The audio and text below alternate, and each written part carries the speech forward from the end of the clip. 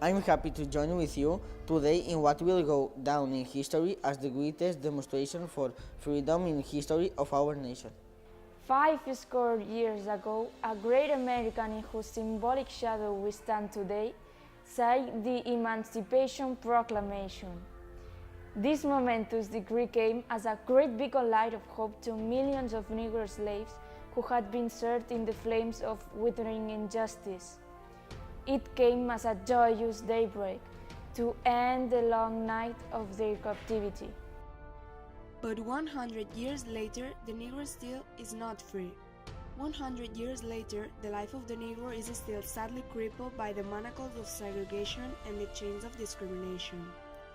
100 years later, the Negro lives on a lonely island of poverty in the midst of a vast ocean of material prosperity.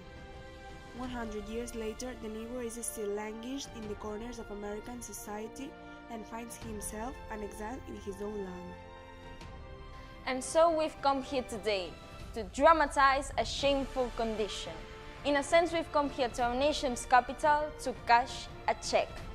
When the architects of our republic wrote the magnificent words of the Constitution and the Declaration of Independence, they were signing a promissory note, which every American was to fall heir. This note was a promise that all men, yes, black men as well as white men, would be guaranteed the unalienable rights of life, liberty, and the pursuit of happiness. It is obvious today that America has defaulted on this promissory note insofar as her citizens of color are concerned. Instead of honoring this sacred obligation, America has given the Negro people a bad check. A check which has come back marked insufficient funds.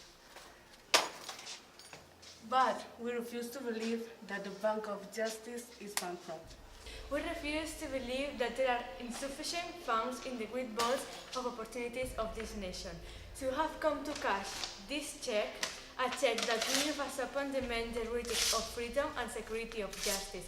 We have also come to this Halloween spot to remind America of the fierce urgency of now. This is not time to engage in the luxury of cooling off or to take the tranquilizing drug of gradualism. Now is the time to make real the promise of democracy. Now is the time to rise from the dark and desolate valley of segregation to the sunlit path of racial justice. Now is the time to lift our nation from the quicksands of racial injustice to the solid rock of brotherhood. Now is the time to make justice a reality for all of good children. It will be fatal for the nation to overlook the urgency of the moment. This sweltering summer of the Negro's legitimate discontent will not pass until there is an invigorating autumn of freedom and equality. 1963 is not an end, but a beginning. Those who hope that the Negro needed to blow off steam and will now be content will have a root, awakening if the nation returns to business as usual. There will be neither rest nor tranquility in America until the Negro is granted his living rights. The white winds of revolt will continue to shake the foundations of our nation until the bright day justice emerges. But there is something that I must say to my people who stand on the warm threshold which leads into the palace of justice. In the process of gaining our rightful place, we must not be guilty of wrongful deeds. Let us not seek to satisfy our thirst for freedom by drinking from the cup of bitterness and hatred.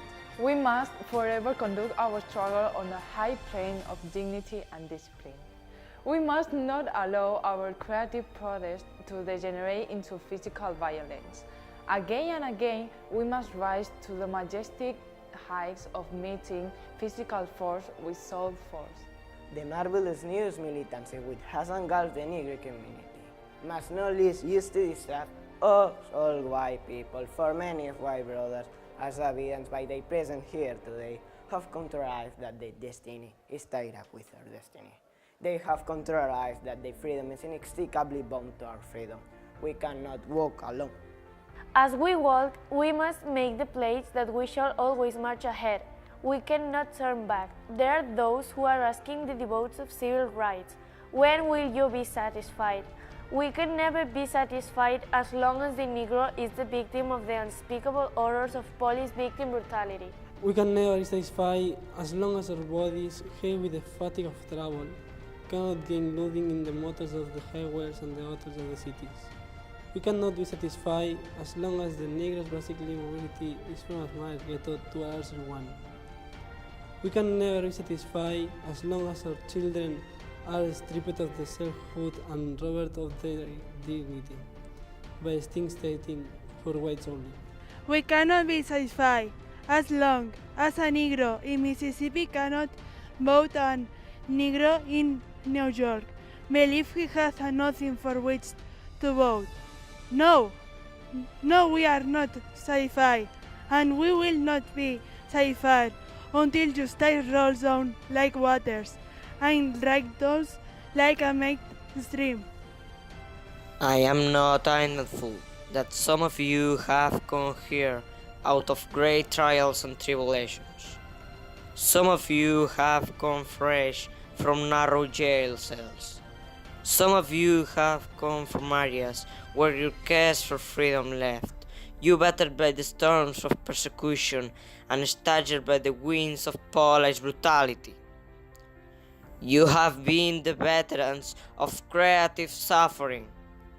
Continue to work with the faith that earned suffering is redemptive. Go back to Mississippi. Go back to Alabama. Go back to South Carolina. Go back to Georgia. Go back to Louisiana. Go back to the slums and ghettos of our northern cities, knowing that somehow this situation can and will be changed. Let us not wallow in the valley of despair. I say to you today, my friends,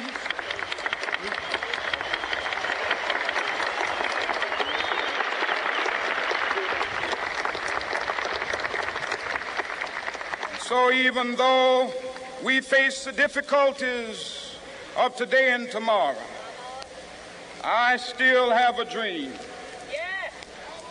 It is a dream deeply rooted in the American dream. I have a dream that one day this nation will rise up and live out the true meaning of its creed. We hold this truth to be self-evident, that all men are created equal. I have a dream that one day, on the red hills of Georgia, the sons of former slave and the sons of former slave owners will be able to sit down together at the table of brotherhood.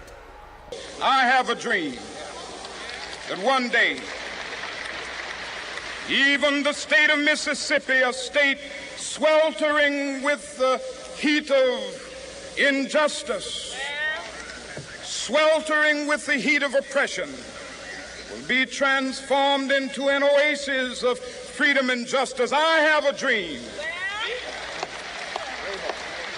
that my 4 little children will one day live in a nation where they will not be judged by the color of their skin, but by the content of their character.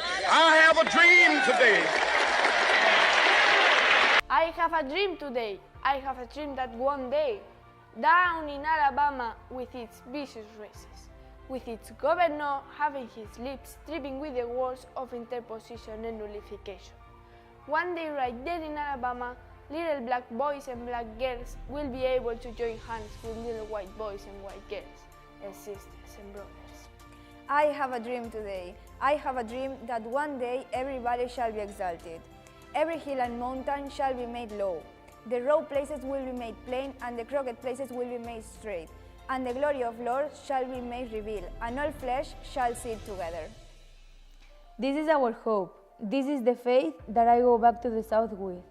With this faith, we will be able to hew out the mountain of despair a stone of hope.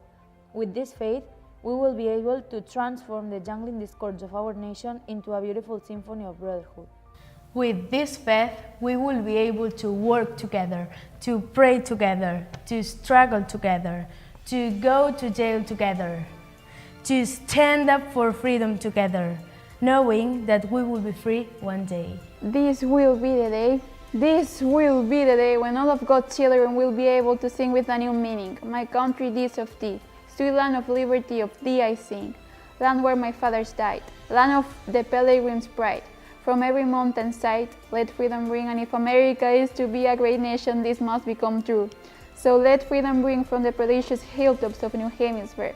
Let freedom ring from the mighty mountains of New York.